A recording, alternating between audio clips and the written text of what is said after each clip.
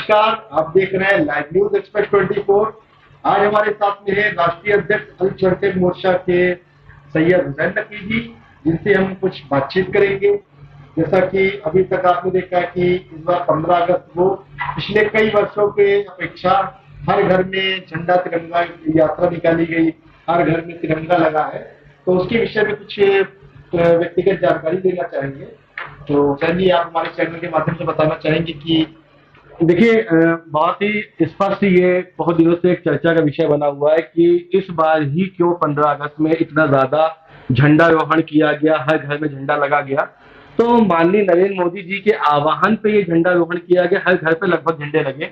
और अब इस समय सीमा 17 से 18 के बीच थी कि आप अपने घर से झंडे निकाल, लेकिन अभी भी बहुत से ऐसे लोग हैं जो मोहब्बत में झंडे लगाए हुए हैं। तो ये मोहब्बत का आप पैमाना मुसलमानों से पूछते हैं, ये गलत करते हैं। मुसलमान भी उतनी ही मोहब्बत हिंदुस्तान से करता है जितनी आप करते हैं। मुसलमान भी दफन होगा तो इसी मिट्टी में जाएगा, तो पाकिस्तान नहीं जाएगा मिट्टी दफन करवाने। तो ये आप लोग जो एक पैमाना बन गया है कि मुसलमानों से ही पूछो भैया झंडा क्यों लगाया है, क्या पहले आप देखने गए हमने झंडे कब लगाए हैं? नहीं, इसके पहले भी जैसे देखा गया कि अभी सन 2014 में जब बीजेपी की सरकार आई थी, उसके बाद से कई मदरसों में उसका विरोध भी हुआ, राष्ट्रगान नहीं होता था। तो उसके बारे में कुछ आप अपना व्यक्तिगत। देखिए, राष्ट्रगान नहीं होता था, तराना हिंद होता था। उसका नाम तराना हिंद था कि सारे जहां से अच्छा हिंदुस्तान हमारा, हम बुलबुले हैं इसकी, ये गुलसिता हमारा। हाँ, राष्ट्रगान नहीं होता था। जब इसको कठोरतम कार्रवाई के तौर पे किया गया कि हाँ, जैसे सारे उद्घोष होते हैं, धार्मिक उद्घोष आप कर रहे हैं तो साथ में राष्ट्रगान कीजिए, तो यकीनन तौर पे इसमें बदलाव आया है। इसमें मैं कोई ये नहीं कहूंगा कि बदलाव नहीं आया, लेकिन हाँ, अगर ये कहा जाए कि राष्ट्रगान नहीं होता था, ये कहीं ना कहीं गलत है। हम लोग ने भी स्कूल से, कॉन्वेंट से पढ़ाई की है, हम लोग ने सदैव राष्ट्रगान से अपने सुबह की उद्घोष किया। तो राष्ट्रगान जहां मैंडेटरी है वहां होता है, और जहां मैंडेटरी नहीं है वहां पे ऐसी कोई चीज नहीं थी। पिछले कई वर्षों की अपेक्षा इस बार हर घर, जैसे कि हमारे प्रधानमंत्री नरेंद्र मोदी जी ने हर घर तिरंगा और अमृत महोत्सव के अंतर्गत लोगों को अवेयर किया।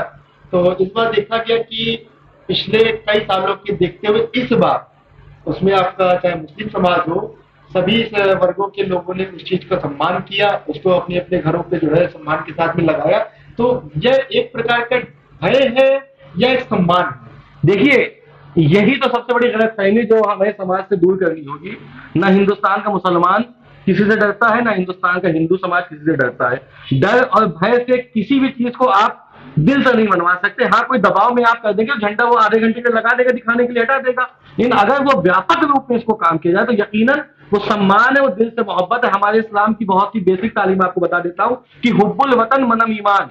अगर आप वतन से मोहब्बत करते तो आप ईमान की निशानी है। अगर आप ईमान पे हैं, मुसलमान हैं, रसूल की सुन्नत पे अमल करते हैं, तो आप अपने वतन से इज्जत भी करेंगे, वतन का एहतराम भी करेंगे और वतन के लोगों से मोहब्बत भी करेंगे। अच्छा हुसैन जी, एक चीज मेरे दिमाग में आ रही है कि जैसे कि आपके लखनऊ में पिछले पहले जब मुहर्रम होता था, अक्सर आपके शिया सुन्नी समाज में आपस में लड़ाई झगड़ा चलता रहता था। उसमें भी कई कारण होते थे कि शिया समुदाय के लोग बोलते हैं कि हमारे यहाँ नमाज का तरीका ऐसा है। तो उसके विषय बारे में जरा कुछ हमारे दर्शकों को बताएंगे कि क्या विवाद रहता है? देखिए, शिया और सुन्नी के बीच बहुत ही एक माइन्यूट सा फर्क है कि शिया और सुन्नी है एक ही रसूल को मानने वाले, कुरान की किताब एक मानने वाले। जो डिस्प्यूट आता है कि रसूल के बाद हमारे क्या एक मान्यता है कि रसूल के बाद मौला अली, यानी जिनको अब हजरत अली अलैहिस्सलाम कहते हैं, उनको उसके बाद की इमामत दी गई, यानी उसके बाद से ये अपने दीन का प्रचार प्रसार करेंगे। जैसे नबियों का होता है कि नबी आए, उन्होंने प्रचार प्रसार किया, वैसे अंतिम नबी हजरत मोहम्मद मुस्तफा सल्लल्लाहु अलैहि वसल्लम के बाद ये हुआ कि अब उन्होंने कहा कि हमने अली को अपना खलीफा बनाया, अली को अपना जानशीन बनाया, अली करेंगे। लेकिन रसूल की अंतिम सांसों पे रसूल के कुछ साथ चलने वालों ने, सहाबा ने जिनको हम कहते हैं, उन सहाबा ने कहा कि रसूल अब हिजयान बच रहे हैं, यानी कि गलत सलत अब बोल रहे हैं कि अली को कैसे बना देंगे, इसका चुनाव होगा। तो चुनाव के दौरान सुन्नी समाज के लोगों ने चुनाव किया, जिसमें हजरत अबू बकर, हजरत उमर, हजरत उस्मान, उन्होंने 3 खलीफा बनाए। उसके बाद उन्होंने कहा कि हम अली को अब मानते हैं 3 के बाद। और शिया समाज कहता है कि रसूल ने जिसको अपना खलीफा बनाया, या रसूल ने जिसको अपना जानशीन बनाया, हम उसको ही अपना पहला खलीफा मानते हैं। डिस्प्यूट ये है। नहीं, तो वो चीज तो अपनी हो गई कि जैसे कि कोई अपने किसी को मानता है, कोई किसी का अनुयायी है, लेकिन आपस में मतभेद क्यों? आपस में जब ये जुलूस निकलता है तो उसमें पत्थरबाजी होती थी। तो इस बार तो सरकार ने काफी, प्रशासन ने काफी लोगों को सहयोग किया, सभी मुस्लिमों को बढ़ चढ़ करके जो है उसका सहयोग किया गया, तो वो विवाद क्यों चलता? देखिए, जुलूस पे इमाम हुसैन की कुर्बानी इंसानियत की थी, किसी धर्म या समाज की नहीं थी। यजीद के खिलाफ थी, जो गलत को सही कहने के लिए कहता था कि गलत को सही कहो, जो कुरान में सही चीज लिखी है उसको गलत तरीके से प्रचार प्रसार करा, तो जंग इस चीज की थी। और जो लोग गलत का साथ देने वाले, पत्थर भी वही चलाएंगे और शिया समाज को गाली भी वही लोग देंगे और शिया समाज की किताबों को गाली वही लोग देंगे जो यजीद को मानने वाले। हमारी भाषा में वो यजीद है, आप क्या वही रावण बन गया, बस फर्क इतना ही है। अच्छा, आज के समय में भारतीय जनता पार्टी आपके केंद्र में भी है, आपके कई राज्यों में भी है, तो जैसे कि लोगों के द्वारा सुना जाता है, कहा जाता है कि ये हिंदू की पार्टी है, तो इस पर आप क्या क्या क्या कहना चाहते हैं? भारतीय जनता पार्टी पहले मुसलमानों की पार्टी है, तुम्हें लगता है? जिस हिसाब से मुसलमानों के लिए वो काम कर रही है, अल्पसंख्यक उद्धार वो कर रही, अल्पसंख्यक शिक्षा पे ध्यान वो दे रही, अल्पसंख्यक रोजगार पे ध्यान वो दे रही। अब तो मुझे ये सोचना पड़ता है कि भारतीय जनता पार्टी में मुसलमान गया क्यों नहीं? समाजवादी पार्टी है, वो डराती थी, अरे भाई भाजपा आएगी खत्म, वो बाबरी मस्जिद का फैसला भाजपा सरकार में हो गया, ट्रिपल तलाक जैसी कोई प्रथा खत्म हो गई। अब भाजपा मुसलमानों के लिए जितना काम किया, हमको लगता है किसी के लिए करी नहीं। सारे विवाद जो मुसलमान जिससे डरता था, वो विवाद तो भारतीय जनता पार्टी अपनी मौजूदा सरकार में बैठ के प्रशासन, शासन, न्यायपालिका से दिलवा के सपोर्ट करें मुसलमानों। हमको तो लगता है भारतीय जनता पार्टी मुसलमानों की पार्टी है। ये अगर मिथ्या फैली हुई है कि हिंदुओं की पार्टी है, ये गलत फहमी लोगों को दूर करनी होगी। जैसे कि बाबरी मस्जिद का अच्छे से निपटारा हो गया और उसके बाद में कई मामले ऐसे हुए जो कि शांतिपूर्ण तरीके से निकल गए, लेकिन अभी जो मामला अभी हाल ही में चल रहा था हिजाब को लेकर के, तो उस पर भी कई मुस्लिम महिलाओं ने उसका विरोध किया, मुस्लिम लोगों ने विरोध किया, तो उस पर आपकी व्यक्तिगत राय क्या है? आप राजस्थान गए? जी, राजस्थान में एक घूंघट प्रथा है, ये प्रथा है, ये अपने को सम्माननीय तरीके से सुरक्षित रखने के लिए समाज के हैवानों से है, और तो कोई चीज नहीं है। घूंघट से आपका मुंह छिप रहा है, आपके शरीर के अंग छुप रहे हैं, तो वैसे ही इस्लाम में प्रथा रखी गई कि अपने घर की औरतों को अगर हिफाजत में रखना चाहते हो तो ये करो। हमारे क्या कोई पाबंदी नहीं, मेरी वाइफ है वो हिजाब नहीं करती, मेरी मम्मी हिजाब करती, हम अपनी वाइफ के क्या गले पे चाकू रख के खड़े हो गए कि नहीं तुमको हिजाब करना पड़ेगा? हिजाब स्वेच्छा से है, जिसको अपने आप को लगता है कि मैं वो खुले माहौल में बिना हिजाब के सुरक्षित, वो बिना हिजाब के जाती है। कुछ बच्चियां ऐसी हैं जो हिजाब करके स्कूल भी जाती है, कुछ बच्चियां जो हिजाब नहीं करती हैं, तो ये तो कोई चर्चा का विषय नहीं है। और हिजाब सिर्फ और सिर्फ अपने को सुरक्षित करने का एक माध्यम है। अच्छा, भारतीय जनता पार्टी में जैसा कि अभी तक देखा गया है कि कुछ गिने चुने लोगों को ही मुस्लिम समुदाय से उठा करके उनको बनाया गया है, तो उसमें विधायकों को वरीयता, मुस्लिमों को विधायकी के पद के लिए या जब टिकट दिया जाता है तो मुस्लिमों को वरीयता क्यों नहीं दी जाती? अभी मैं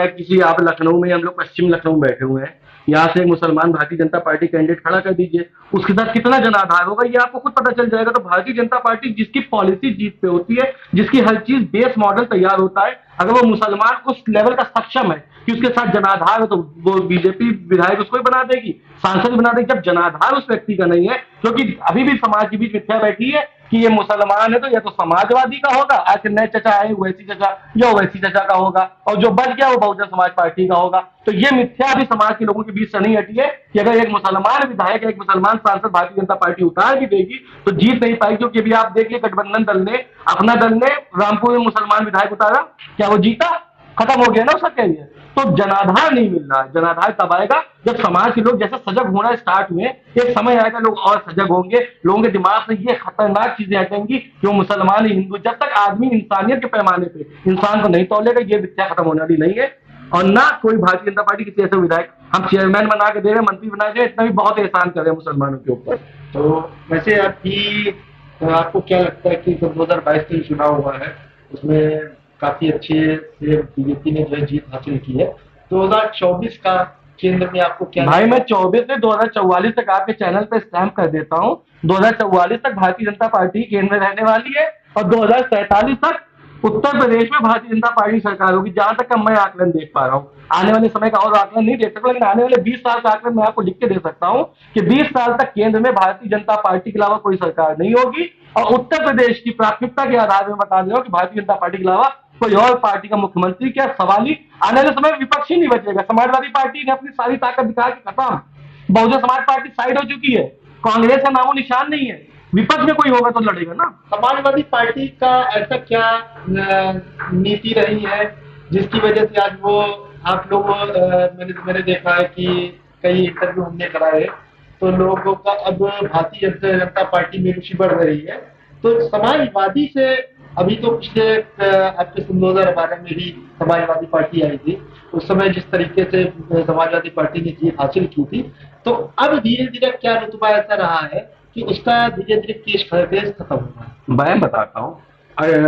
कहा जाता है धरती को तो मुलायम सिंह यादव संगठन का सबसे बड़ा नेता, उत्तर प्रदेश की राजनीति में इतिहास रचने वाला नेता वो था कि जो एक जमीन से निकला हुआ आदमी एक बहुत अच्छे पैमाने से लेकर मुख्यमंत्री तक बना। उस व्यक्ति के अंदर नीति थी कि सबको समेटने की।